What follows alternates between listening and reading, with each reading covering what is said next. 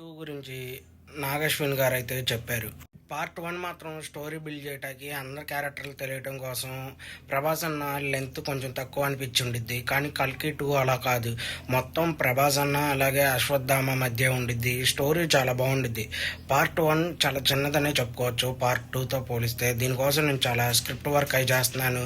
ప్రభాస్ గారు కూడా వేరే మూవీస్లో బిజీగా ఉన్నారు. నేను ఇప్పుడు స్క్రిప్ట్ డెవలప్మెంట్ చేసి పక్కాగా సినిమా తొందరలోనే తీస్తామని చెప్పి నాగశ్విన్ గారు అయితే చెప్పడం జరిగింది. ప్రభాస్ అనే వరుసగా సినిమాలు ఉండటం కారణం వలన కల్కి 2 లేట్ అయ్యేటట్టే ఉంది. ఎందుకంటే సలార్ 2 కూడా ఉంది కాబట్టి ఇవన్నీ ప్రభాస్ అన్న చేసి కల్కి 2 2025 అన్నారు లెక్క అయితే, కానీ 2026 దాకా వెళ్ళే ఛాన్సెస్ అయితే ఉన్నాయని డైరెక్టర్ నాగశ్విన్ గారు అయితే చెప్పడం జరిగింది.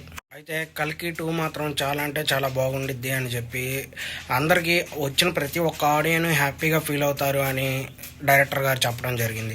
ఓవరాల్గా చూసుకుంటే ప్రభాస్ అన్న నెక్స్ట్ వరుసగా అన్ని మూవీస్ పాన్ ఇండియా మూవీస్ అవటం, అలాగే చాలా పెద్ద పెద్ద డైరెక్టర్లు కూడా ఉండటం, లోకేష్ కనకరాజ్ గారితో అలాగే ప్రశాంత్ వర్మతో, సలారు ప్రశాంత్ నీల్ గారితో, ఇప్పుడు నాగశ్విన్ గారు, ఇలా వరుసగా అందరు డైరెక్టర్లు రెడీగా ఉండటం.